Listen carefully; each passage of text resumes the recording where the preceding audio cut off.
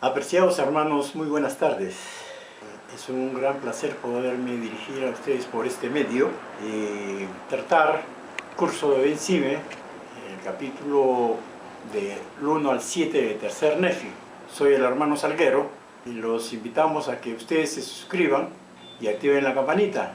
Como siempre los esperamos los días domingos a fin de compartir con ustedes este curso y puedan el conocimiento que puedan adquirir, llevarlo adelante a fin de que estén preparados para la siguiente clase. El registro de la historia nefita justo antes de la visita del Señor revela muchos aspectos similares a nuestros días antes de su segunda venida. Solo quienes tenían testimonios fuertes y estaban plenamente convertidos pudieron mantenerse firmes antes de que el Salvador apareciera en las Américas. Sucede lo mismo en nuestros días. Solo quienes tengan testimonios fuertes y estén plenamente convertidos podrán mantenerse firmes antes de la segunda venida de nuestro Señor Jesucristo. Vamos a compartir con ustedes las Escrituras, Tercer Nefi, capítulo 1. Y sucedió que los incrédulos fijaron un día en el cual se habría de aplicar la pena de muerte a todos aquellos que creyeran en esas tradiciones, a menos que se verificase la señal que había indicado el profeta Samuel. Y ocurrió que cuando Nefi, hijo de Nefi, vio esta iniquidad de su pueblo, su corazón se afligió en extremo, y acaeció que fue y se postró en tierra, y clamó fervorosamente a su Dios a favor de su pueblo. Nefi, hijo de Nefi, oró con gran poder por los que esperaban firmemente el cumplimiento de las señales, y porque los incrédulos del pueblo amenazaron matar a todos los que creían en las señales predichas por Samuel el amanita, y que aún no se habían cumplido. Prosiguiendo con las Escrituras, en los versículos 12 y 13, se explica acerca de este tema. Y sucedió que todo ese día imploró fervorosamente al Señor. Y he aquí, la voz del Señor vino a él diciendo: alza la cabeza y sé de buen ánimo, pues he aquí ha llegado el momento, y esta noche se dará la señal, y mañana vengo al mundo para mostrar al mundo que he de cumplir todas las cosas que he hecho declarar por boca de mis santos profetas. Respondiendo a su oración, el Señor dijo a Nefi que no temiera, puesto que las señales del nacimiento de Cristo se cumplirían esa misma noche. La oración de Nefi a favor de los creyentes de su pueblo es un ejemplo de la inquietud que sienten los profetas. Además de ser un representante de Dios, los profetas a veces buscan intervenir suplicando la misericordia de nuestro Dios. Nefi, hijo de Leí, escribió: mas yo Nefi he escrito lo que he escrito, y lo estimo de gran valor, especialmente para mi pueblo, porque continuamente ruego por ellos de día, y mis ojos bañan mi almohada de noche a causa de ellos, y clamo a mi Dios con fe, y sé que Él oirá mi clamor. Los profetas actuales siguen orando por su pueblo, y en la conferencia general que tuvo lugar después de los trágicos sucesos del terremoto del 11 de septiembre del 2001, el presidente en ese entonces, Gordon B. Hinckley, oró. Y en Tercer Nefi, en los versículos 28 al 30, sucedió que había paz en la tierra de Nefi, con excepción de los ladrones de Gadiantón, que habían causado gran mortandad entre el pueblo. Las Escrituras indican: y sucedió que empezaron a aumentar considerablemente en el año 94, porque hubo muchos disidentes nefitas que se refugiaron entre ellos, y esto causó mucha tristeza a los nefitas que permanecieron en la tierra. Y también hubo causa de mucha tristeza entre los lamanitas, porque he aquí, tenían muchos hijos que crecieron y aumentaron en años hasta actuar por sí mismos, y unos que eran soramitas, los indujeron con sus mentiras y sus palabras aduladoras a unirse a esos ladrones de Gadianton. Y así fueron afligidos también los lamanitas y empezaron a decaer en cuanto a su fe y rectitud por causa de la iniquidad de la nueva generación. En estos versículos leemos el triste relato de disidentes nefitas que formaron parte de los ladrones de Gadianton, y también los hijos de los padres fieles que fueron descarriados por mentiras y palabras aduladoras para unirse a esa banda. Ahora bien, los jóvenes de la iglesia tienen el futuro en sus manos. Si en la iglesia se perdiera una generación entera, cosa que no va a suceder, perderíamos a toda la iglesia. Pero cuando se pierde, aunque sea a una sola persona, en lo referente al Evangelio de Jesucristo, se cierran las puertas a generaciones de sus descendientes. Y a menos que el Señor los busque para traerlos a algunos de regreso, será suficiente. En la actualidad, nuestra nueva generación se está enfrentando con una tremenda tentación, la cual llega a ellos en los salones de entretenimiento popular, el internet, la televisión, la literatura barata y en otras formas sutiles que son difíciles de resistir. Sumado a ello está la presión por parte de las amistades. Como padres, tenemos la responsabilidad de ayudar a nuestros hijos a que se sigan preparando para regresar nuevamente a la presencia de nuestro Padre Celestial. Y confiamos en que nuestra nueva generación viva de acuerdo a las normas establecidas por el Señor.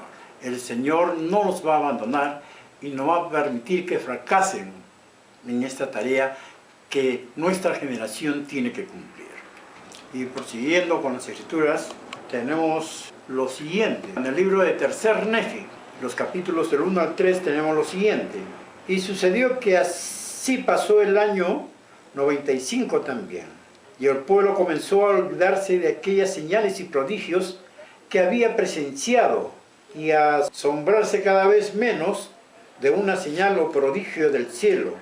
De tal modo que comenzaron a endurecer sus corazones y a cegar sus mentes y a no creer todo lo que habían visto y oído, imaginándose alguna cosa vana en sus corazones, que aquello se efectuaba por los hombres y por el poder del diablo para extraviar y engañar el corazón del pueblo. De este modo Satanás de nuevo se apoderó del corazón de los del pueblo al grado que les cegó los ojos y los condujo a creer que la doctrina de Cristo era una cosa insensata y vana. Y ocurrió que el pueblo empezó a aumentar en iniquidad y en las abominaciones, y no creyeron que se manifestarían más señales ni prodigios.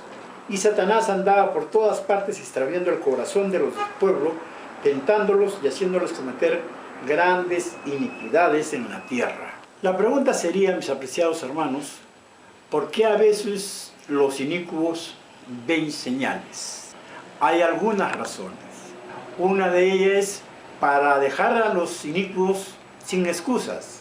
A partir de ese momento, los malvados, los que hacen el mal, son totalmente responsables de sus acciones.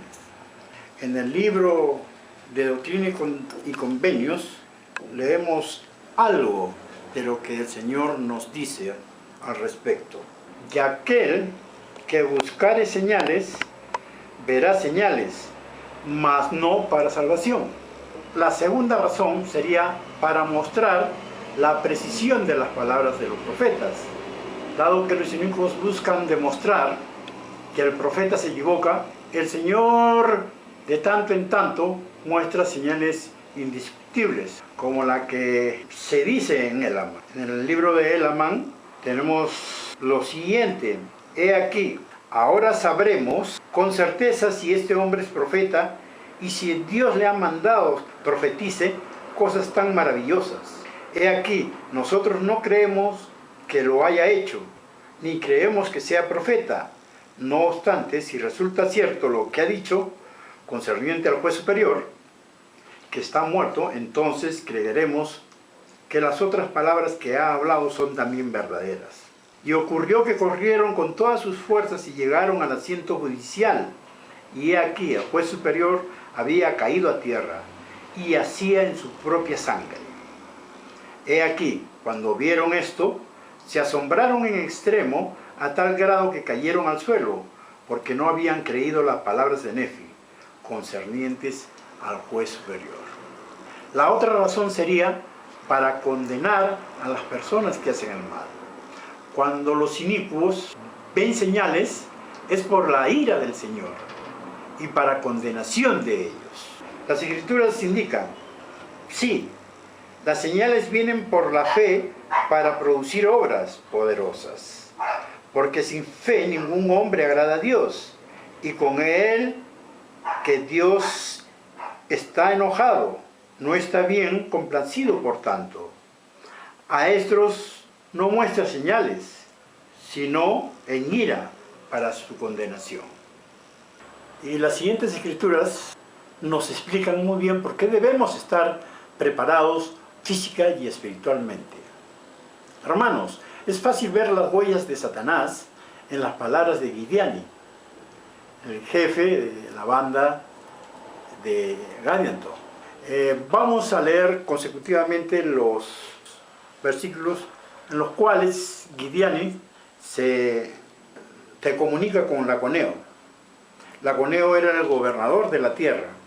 Dice, Laconeo, excelentísimo gobernador, principal de la tierra, he aquí te escribo esta epístola y te doy el más amplio elogio por causa de tu firmeza y también por la firmeza de tu pueblo, al mantener lo que suponéis que es vuestro derecho y libertad, si bien perseveráis, como si os sostuviese la mano de un Dios en la defensa de vuestra libertad y vuestras propiedades y vuestro país, a lo que así llamáis vosotros. En este versículo, Gideani se valió de la lisonja al comunicarse con Laconeo. Y en el versículo 5 le dice lo siguiente: por tanto he escrito esta epístola, sellándola con mi propia mano, interesándome en vuestro bienestar por motivo de vuestra firmeza en lo que creéis ser justo y vuestro noble espíritu en el campo de batalla.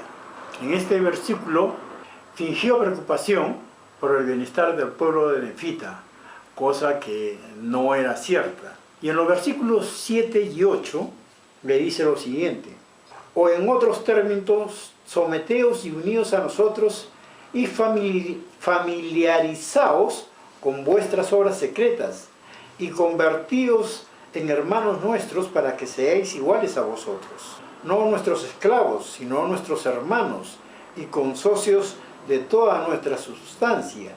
Y he aquí, te afirmo con juramento, que si hacéis esto, no seréis destruidos.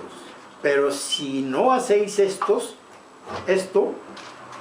te aseguro con juramento que el mes que viene daré órdenes que mis ejércitos vengan contra vosotros, y no detendrán su mano, ni perdonarán, sino que os matarán y os herirán con la espada, hasta que seáis aniquilados.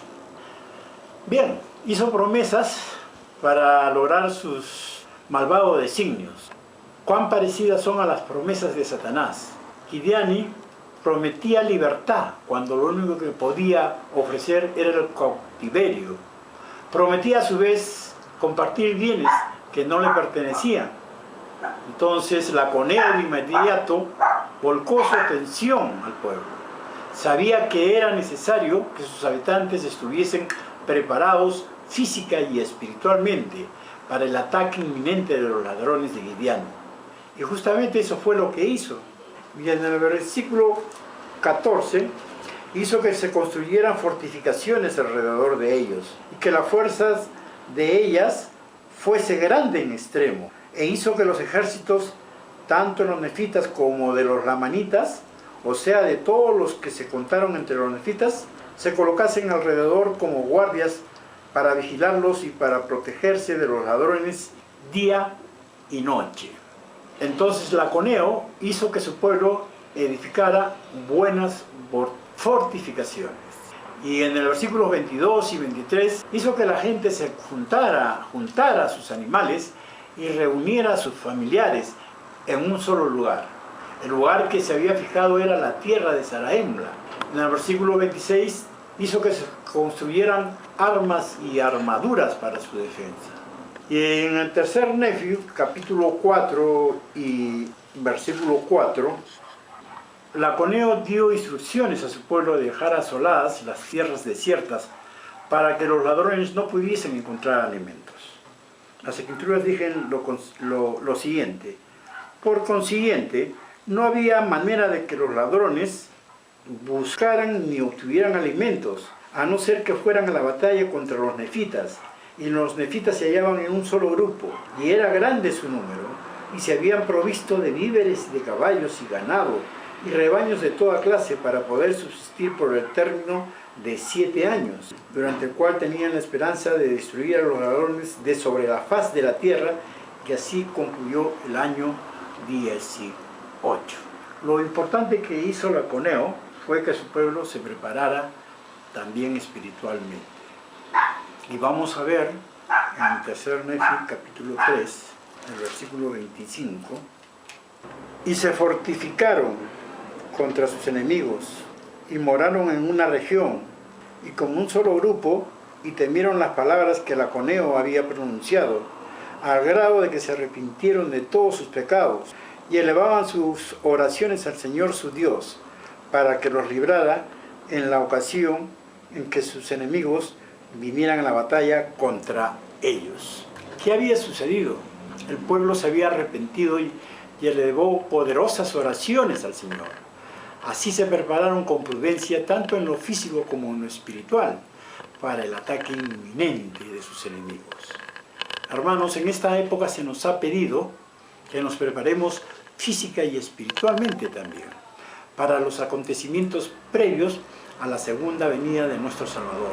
Si mañana nos encontráramos con el Señor, ya sea por nuestra muerte prematura o por una inesperada llegada de nuestro Señor Jesucristo, ¿qué es lo que haríamos? ¿Qué confesiones estaríamos dispuestos a dar? ¿Qué dejaríamos de hacer? ¿Qué problemas o desacuerdos estaríamos dispuestos a solucionar? ¿A quién perdonaríamos? ¿De qué cosa testificaríamos? Hermanos, mientras tengamos el tiempo, debemos procurar la paz, mientras ésta se pueda alcanzar en esta vida.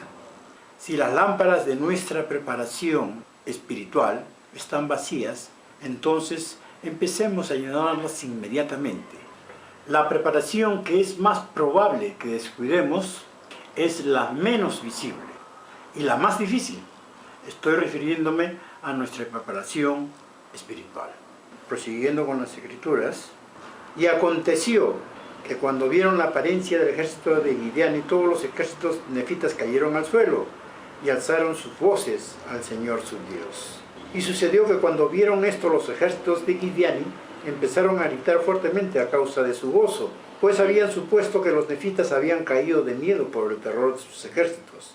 Pero en esto se engañaron, porque los nefitas no les tenían miedo, pero sí temían a su Dios, y le suplicaron su protección. Por tanto, cuando los ejércitos de Gideón los arremetieron, se hallaban preparados. Los nefitas se prepararon tanto física como espiritualmente para encarar a los ladrones de Gideón. En el último acto de sumisión al Señor, que fue malinterpretado por sus enemigos, los nefitas cayeron al suelo y clamaron al Señor su protección. Luego se pusieron de pie y se enfrentaron a sus enemigos con fe en Dios. Nosotros, mis apreciados hermanos, de igual manera podemos enfrentar a nuestros enemigos y prepararnos nosotros mismos y preparar a nuestras familias para el desafío de los años por venir, que requiere que se reemplace el miedo por la fe en Jesucristo. Debemos estar en condiciones de vencer el temor, especialmente en este tiempo donde la pandemia del COVID-19 está cobrando vida de muchos de los hijos de Dios. Y no debemos temer. El Señor en las Escrituras nos indica lo siguiente. El Señor ha dicho: así que no temáis, rebañito, haced lo bueno, aunque se combinen en contra de vosotros la tierra y el infierno. Pues si estáis edificados sobre mi roca, no pueden prevalecer. En el capítulo 5, versículo 13, Mormón se describe a sí mismo como discípulo de Cristo, diciendo lo siguiente: He aquí, soy discípulo de Jesucristo, el Hijo de Dios. He sido llamado por Él para declarar su palabra entre los de su pueblo, a fin de que alcancen la vida eterna. Como dije, Mormón en este versículo se describe discípulo de Cristo, aunque el llamamiento personal que recibió Mormón fue el de ser apóstol. Ahora bien, el término discípulo tiene una definición mucho más amplia. Un discípulo es un seguidor de Jesucristo que vive de acuerdo con sus enseñanzas. Ser un discípulo de Jesucristo y cumplir con la labor de aprender a pensar, sentir y proceder igual que Él constituye el más exigente sistema que conozca el hombre. Ninguna otra disciplina se le compara en requisitos y recompensas, pues requiere una transformación total de la persona, desde el estado de hombre natural hacia el de santo, uno que ama al Señor y le sirve con todo su corazón, alma, mente y fuerza. Ese era Mormón. Es posible que aquí él, además de estar hablando del discipulado, esté expresando que su autoridad no es solo la de un discípulo, sino la de un apóstol de nuestro Señor Jesucristo. El discipulado es una jornada que debemos atravesar. Al caminar con paciencia por el camino del discipulado, nos demostramos a nosotros mismos la fortaleza de nuestra fe y la disposición de aceptar la voluntad de Dios en lugar de la nuestra. No es suficiente hablar de Jesucristo ni proclamar que somos sus discípulos. El discipulado no significa ser espectadores. No podemos esperar las bendiciones de la fe sin actuar en la obra de Dios. Algunas personas prefieren ser espectadores en el discipulado, o directamente es la primera opción de adoración que escogen. Debemos practicar lo que predicamos. Si aún no han escogido la opción de ser un verdadero discípulo de Jesucristo, ahora es el momento de adoptar el Evangelio de Jesucristo como modo de vida, convertirnos en sus discípulos y seguir su ejemplo. Prosiguiendo con las Escrituras, tenemos que en el capítulo 6, en los versículos a partir del 15, dice lo siguiente: Y ahora bien, la causa de esta iniquidad del pueblo era esta: Satanás tenía gran poder al grado de incitar a los del pueblo a cometer toda clase de iniquidades y a inflarlos de orgullo. Y así desvió Satanás el corazón del pueblo, de modo que no había gozado de paz sino pocos años. Y así al principiar el año 30, habiendo sido entregados los del pueblo durante mucho tiempo a ser llevados por las tentaciones del diablo, doquier que él quería llevarlos, y a cometer cualquier iniquidad que él deseaba, se hallaban en un estado de terrible iniquidad. Y no pecaban en la ignorancia, porque conocían la voluntad de Dios tocante a ellos, pues se habían enseñado, de modo que se rebelaban intencionalmente contra Dios. Satanás tentó al pueblo a rebelarse a sabiendas contra Dios. El peligro de participar intencionalmente en el pecado radica en la voz que nosotros optamos por seguir. El rey Benjamín dio esta advertencia y la encontramos en el libro de Mosiac. Y ahora bien, os digo, hermanos míos, que después de haber sabido y de haber sido instruido en todas estas cosas, si transgredís y oráis contra lo que se ha hablado, de modo que separáis del Espíritu del Señor, para que no tenga cabida en vosotros para guiarlos por las sendas de la sabiduría, a fin de que seáis bendecidos, prosperados y preservados, os digo que el hombre que esto hace, ese se declara en rebelión manifiesta contra Dios. Por tanto, prefiere obedecer al mal espíritu y se convierte en enemigo de toda rectitud. Por tanto, el Señor no tiene lugar en él. porque Él no habita en templos impuros. No hay duda de que la forma indiferente que le damos a Satanás de tener un control indirecto sobre nuestra vida aquí en la tierra debería hacernos recapacitar, sabiendo que en la vida preterrenal rehusamos dejarle hacer lo que era contrario al plan de Dios. Pero nuestro Padre Celestial, que lo sabe todo y comprende todo, nos encomendó que dominásemos nuestro cuerpo mortal, sujetándolo al imperio de nuestro espíritu, quien tendría que vencer las tentaciones que sobrevendrían a nuestro cuerpo físico en el mundo temporal. El poder espiritual para vencer las influencias de Satanás lo adquirimos al guardar los mandamientos de Dios. Nuestro Padre Celestial los ama y desea que vuelvan a su presencia. Les ha dado una conciencia que dice al espíritu de ustedes cuando están observando los mandamientos y cuando no lo están haciendo. Si prestan atención a su yo espiritual, el cual es eterno, que a su yo mortal, el cual es temporal, siempre resistirán las tentaciones de Satanás y vencerán los malignos esfuerzos de él por atraparlos en su poder. Continuando, dice lo siguiente: y aconteció que concluyó el año 31 y no hubo sino unos pocos que se convirtieron al Señor. Pero cuantos se convirtieron, manifestaron en verdad al pueblo que los había visitado el poder y el Espíritu de Dios. Y todos aquellos de quienes echaron demonios y fueron sanados de sus enfermedades y sus dolencias, manifestaron con toda verdad al pueblo que el Espíritu de Dios había obrado en ellos. Y así concluyó el año 32 también. Y al principiar el año 33, Nefi clamó a los de su pueblo y les predicó el arrepentimiento y la remisión de pecados. Por tanto, Nefi ordenó a hombres a este ministerio a fin de que cuando viniesen a ellos fuesen bautizados en el agua. Y esto como atestación y testimonio ante Dios y para el pueblo de que se habían arrepentido y habían recibido la remisión de sus pecados. Y hubo muchos al comenzar este año que se bautizaron para arrepentimiento, y así pasó la mayor parte del año.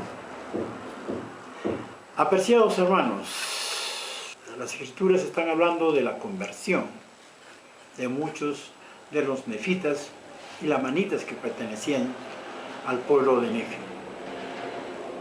La conversión es un cambio espiritual y moral que resulta de un cambio de creencia con convicción. Es decir, un cambio en los intereses, pensamiento y conducta de una persona. La conversión comprende indudablemente el arrepentimiento y la obediencia. Una persona convertida recibe guía del Espíritu Santo, aceptando por medio de la fe en Jesucristo y obedeciendo de buena voluntad los mandamientos de Dios.